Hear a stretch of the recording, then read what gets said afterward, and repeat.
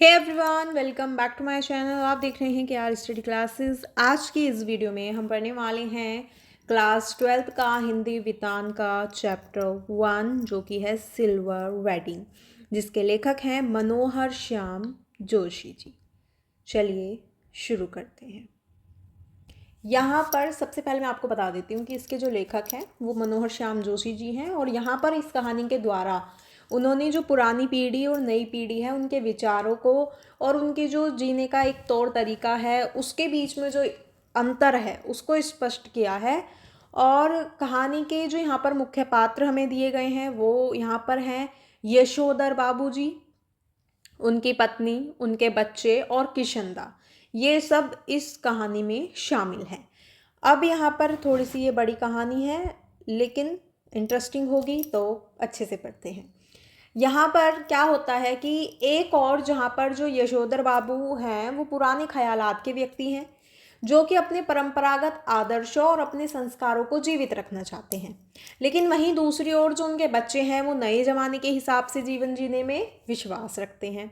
कहानी में इसी नई पीढ़ी और पुरानी पीढ़ी के जो द्वंद्व हैं बीच के, उनको दर्शाया गया है।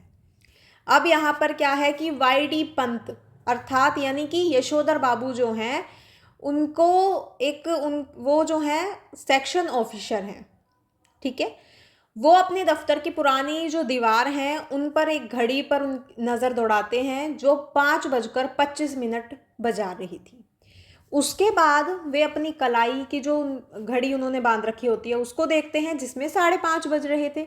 यशोधर बाबू जो हैं वो अपनी घड़ी रोज़ाना सुबह शाम रेडियो समाचारों से मिलाते थे, इसलिए उन्होंने अपने दफ्तर की घड़ी को ही सुस्त ठहराया, यानी कि उसे कहा कि भाई उन्हें लगा कि वो ही गलत है, क्योंकि वो अपनी घड़ी को क्या करते थे, जो रेडियो पर टाइम बताते थे, रेडियो समाचार होते थे, उनसे मिलाया करते थे।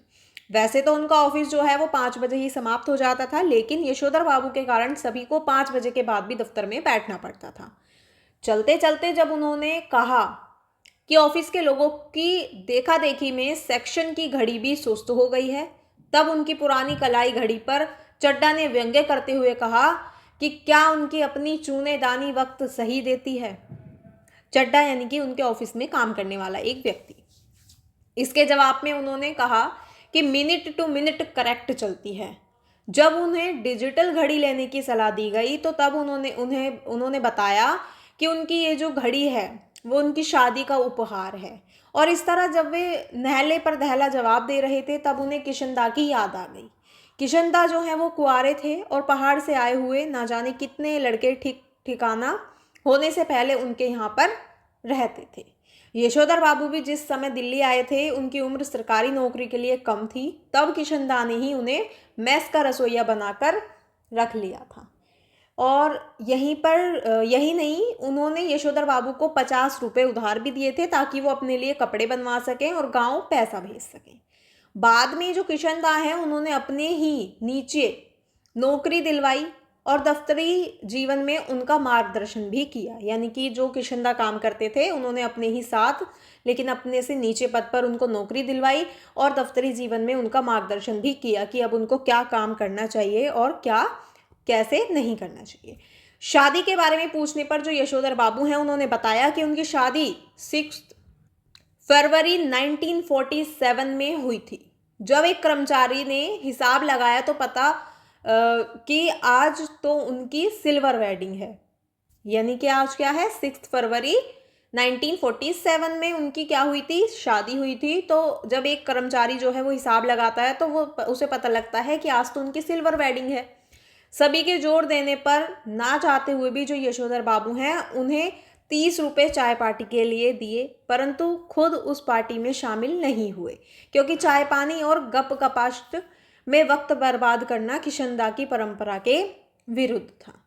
ऐसे तो जो यशोधर बाबू हैं वो अपने बटुए में से 150 रुपये और जो है हमेशा रखते थे, लेकिन उनका एक दैनिक खर्च जो था वो बिल्कुल ना के बराबर था, क्योंकि पहले तो गोल मार्केट से सेक्रेटेरिएट तक वे साइकिल में आते जाते थे, मगर अब वो पैदल आने जाने लगे थे क्योंकि उनके बच्चों को उनका साइकिल सवार होना सख्त नागवार था।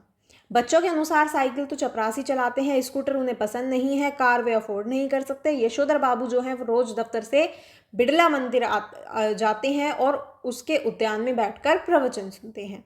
यह बात उनके पत्नी और बच्चों को अच्छी नहीं लगती, क्योंकि उनके अनुसार वे इतने बुढ़े नहीं हैं कि रोज रोज मंदिर जाएं, इतने ज़्यादा व्रत करें। बिड़ला मंदिर से यशोधर बाबू जो हैं वो पहाड़गंज जाते हैं और घर के लिए साग सब्जी खरीद कर लाते हैं। ये सब काम निपटाते हुए वे 8 बजे से पहले घर नहीं पहुंच पाते। आज जब यशोधर बाबू जो हैं वो बिड़ला मंदिर जा रहे थे तो उनकी जो नज़र है वो किशनदा के 3 बेडरूम वाले क्वार्टर पर पड़ती है, जहां अब इन दिनों एक 6 मंजिला इमारत बनाई जा रही है। यशोधर बाबू को भी नई बस्तियों में पद की गरिमा के अनुरूप D2 टाइप क्वार्टर मिलने की अच्छी खबर कई बार आई, लेकिन उन्हें उन गोल मार्केट छोड़ने से उन्होंने इनकार कर दिया। यशोधर बाबू जो हैं उनका और उनकी पत्नी और बच्चों से हर छोटी बड़ी बात में मतभेद होने लगता है। इसी वजह से वो घर जल्दी लौटना पसंद नहीं करते। उनका बड़ा लड़का जो है वो एक प्रमुख विज्ञापन संस्था में नौकरी कर रहा है। यशोधर बाबू को अपने साधारण पुत्र को असाधारण वेतन देने वाली ये नौकरी कुछ समझ में नहीं आती। दूसरा बेटा जो है वो IAS की तैयारी कर रहा है। तीसरा बेटा स्कॉलरशिप लेकर अमेरिका चला गया है और उनकी एकमात्र बेटी भी डॉक्टर की उच्चतम शिक्षा के लिए स्वयं भी अमेरिका जाना चाहती है। यशोधर बाबू जो हैं वो एक और तो बच्चों की इस तरक्की से खुश होते हैं, वहीं दूसरी ओर अनुभव करते हैं कि वह खुशहाली भी कैसी जो अपनों में परायापन पैदा कर दे। यशोधर बाबू की पत्नी अपने मूल संस्कारों से किसी भी तरह आधुनिक नहीं है, परंतु बच्चों की तरफदारी करने की जो मात्र सुलभ मजबूरी है उन्हें भी वो एक मोड़ बना देती है। धर्म कर्म कुल परंपरा सबको ढोंग ढकोसला कहकर घरवाली आधुनिकताओं सा जो एक आचरण है वो करती है। तो यशोधर बाबू जो हैं वो शनियाल बुढ़िया चटाई का लहंगा या बूढ़ी मुंह मुहासे लोग करे तमाशे कहकर उसके विद्रोह को मजाक में उड़ा देते हैं। यानी कि इस तरह से उनकी क्या होती हैं, बातें होती हैं, लड़ाई झगड़े होते हैं, छोटे मोटे अनदेखा कर देना चाहते हैं, लेकिन ये स्वीकार करने को बाध्य भी हो जाते हैं कि तमाशा स्वयं उनका बन रहा है। यह सब देखकर कभी जो यशोधर बाबू हैं वो सोचते हैं कि काश वे भी किशनदा की तरह विवाह ही नहीं करते, परंतु फिर उनका ध्यान इस ओर गया कि किशनदा का बुढ़ापा सुखी नहीं रहा था। किशनदा कुछ साल राजेंद्र नगर में किराए का क्वार्टर लेकर रहे, फिर अपने गांव लौट आए, जहां साल भर बाद उनकी मृत्यु हो गई। विचित्र बात यह थी कि उन्हें कोई भी बीमारी नहीं हुई थी। जब उसके एक बिरादर से मृत्यु का कारण पूछा तब उन्होंने यशोधर बाबू को जवाब दिया, जो हुआ होगा, यानी पता नहीं क्या हुआ। आज प्रवचन सुनने में यशोधर जी का मन नहीं लग रहा था। यशोधर बाबू ने जब गीता महिमा की व्याख्या में जनार्दन शब्द सुना तो उन्हें अपने जीजा जनार्दन जोशी की याद आ जाती है। परसों ही कार्ड आया था कि उनकी जो तबीयत है वो खराब है। यशोधर बाबू सोचने लग जाते हैं कि जीजा जी का हाल पूछने अहमदाबाद जाना ही होगा, परंतु उनके बच्चे और पत्नी जो हैं उनका परिवार के लिए एक तरफा लगाव अच्छा नहीं लगता। पत्नी का कहना है कि यशोधर जी का स्वयं का जो भी देखा हुआ है वो कुछ नहीं है। माँ के मर जाने के बाद छोटी सी उम्र में वह गांव छोड़कर अपनी विधवा बहू बुआ के पास अल्मोड़ा आ गए थे। बुआ का कोई ऐसा लंबा चौड़ा परिवार तो था नहीं जहाँ की यशोधर जी कुछ देखते और परंपरा के रंग में रखते। मैट्रिक पास करते ही वो दिल्ली आ जाते हैं और यहाँ रहे कुंवारे कृष्णानंद जी के साथ वो रहते हैं। कुंवारे की गृहस्थी में देखने को होता क्या है यह, परंतु यशोधर बाबू कहते हैं कि जब उन्होंने बच्चों व पत्नी के आधुनिक होने पर रोक टोक नहीं की तो उन लोगों को भी उनके जीने के ढंग पर कोई ऐतराज नहीं होना चाहिए। यशोधर बाबू को भी हर पिता की तरह यह अच्छा लगता अगर उनके बेटे बड़े होने पर घर की कुछ जिम्मेदारी अपने पिता से छुड़वाकर खुद करने का प्रस्ताव रखते, जैसे कि दूध लाना, राशन लाना, CGHS डिस्पेंसरी से दवा लाना, सदर बाज़ार जाकर दालें लाना, पहाड़गंज से सब्जी लाना, डिपो से कोयला लाना। खुद से तो कभी उनके बच्चों ने जिम्मेदारी उठाना मुनासिब नहीं समझा, और जब यशोधर बाबू ने खुद बेटों से कहा तब उनके बेटे एक दूसरे से काम करने को कहने लगे। घर में इतना कलेश हुआ कि यशोधर बाबू ने इस विषय पर बात करना ही बंद कर दिया। जब से उनका बेटा जो है वो विज्ञापन कंपनी में बड़ी नौकरी करने लगा, तब से उन्हें ऐसा मालूम होता है कि जैसे उसे अपने पैसों पर घमंड आ गया है, क्योंकि वो यशोधर बाबू से घर के कामों को करने के लिए नौकर रखने की बात करता है और उनकी तनख्वाह भी वह स्वयं देगा, इस तरह रौब दिखाता है। यशोधर बाबू भी चाहते कि उनका बेटा अपना वेतन उनके हाथों में रखे, यह झूठी ही सही एक बार यह कह तो दे, परंतु उसके विपरीत यदि उसके किसी काम में यशोधर बाबू कोई नुक्स निकालते तो वह कह देता कि यह काम मैं अपने पैसों से करने को कह रहा हूँ, आपके से नहीं, जो आप नुक्ताचीनी करें।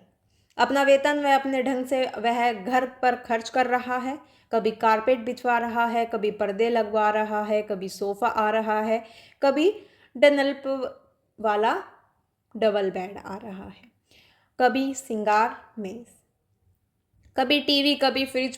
परंतु यशोधर बाबू को यह सब बेकार लगता है और वह अपनी पत्नी को भी ये समझाते हैं कि यह सब सोचते हुए जब यशोधर बाबू सब्जी का झोला लेकर अपने क्वार्टर पहुंचे तो क्वार्टर के बाहर जो है जब वो वहाँ पर पहुँचते हैं तो क्वार्टर के बाहर कार, कुछ स्कूटर, मोटरसाइकिल, बहुत से लोग विदा ले दे रहे थे। बाहर वरामदे में रंगीन कागज़ की झालरें और गुब्बारे लटके हुए थे, रंग बिरंगी रोशनियां जली हुई थी। एक पल के लिए उन्हें लगा कि वे गलत घर आ गए हैं, किंतु अपने बड़े बेटे भूषण को पहचान लिया, किंतु उन्हें समझ नहीं आ रहा था कि उनके घर में यह हो क्या रहा है।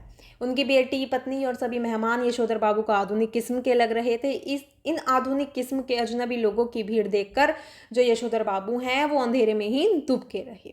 जब सभी कार वाले मेहमान चले गए तब वे अपने घर में दाखिल हुए और देखा कि भीतर अब भी पार्टी चल रही थी। यशोधर बाबू को देखकर उनके बड़े बेटे ने झिड़की सी सुनाई कि सिल्वर वेडिंग के दिन भी 7:30 8:30 बजे घर पहुंचे हैं। भले ही अपनी सिल्वर वेडिंग की यह पार्टी भी यशोधर बाबू को समहाउ इम्प्रॉपर की मतलब कि समहाउ इम्प्रॉपर ही लगी, परंतु उन्हें इस बात से संतोष हुआ कि जिस अनाथ यशोधर के जन्मदिन पर कभी लड्डू भी नहीं आए, जिसने अपना विवाह भी कोऑपरेटिव से 2-4 हज़ार कर्जा निकाल कर किया बगैर किसी खास धूमधाम के, उसके विवाह की 25वीं वर्षगांठ पर केक, 4 तरह की मिठाई, 4 तरह की नमकीन, फल, कोल्ड ड्रिंक्स, चाय, सब कुछ मौजूद है। जब भूषण ने अपने मित्रों, सहयोगियों का जो है यशोधर बाबू से परिचय शुरू किया तो यशोधर बाबू ने भी आधुनिक तरीके से ही उन्हें वापस परिचय दिया। यहाँ भी उन्हें किशनदा की यह बात याद आई कि आना सब कुछ चाहिए, सीखना हर एक की बात ठहरी, लेकिन अपनी छोड़नी नहीं हुई।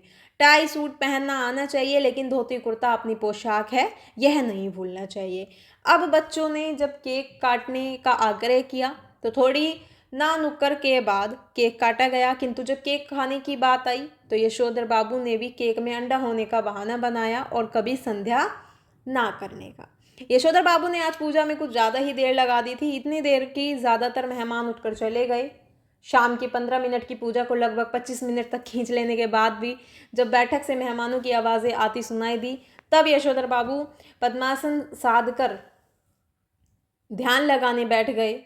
उनकी पत्नी उन्हें गुस्सा दिखाते हुए बोली कि आज पूजा में ही बैठे रहोगे।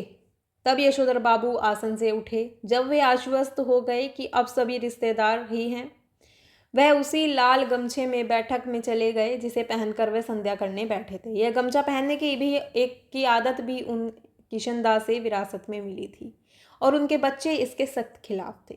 यशोधर बाबू की दृष्टि जब मेज पर रखे हुए कुछ पैकेटों पर पड़ती है तो उन्हें लगता है कि कोई अपना सामान भूल गया है, लेकिन जब उनके बेटे ने कहा कि ये तोहफे आपके लिए हैं तो वे शर्माते हुए बोले कि इस उम्र में वे तोहफे का क्या करेंगे, तुम सभी खोल लो और इस्तेमाल कर लो।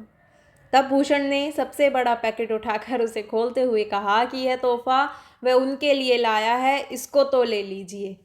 उसमें ऊनी ड्रेसिंग गाउन है। जब वे सवेरे दूध लेने जाते हैं तो फटा पुलोवर पहनकर चले जाते हैं, वह बहुत ही बुरा लगता है। जब बेटी के आग्रह पर उन्होंने उस गाउन को पहना तो उनकी आंखों की कोर में जरा सी नमी चमक गई, लेकिन यह कहना मुश्किल है कि इस समय उन्हें कौन सी बात चुभ गई थी।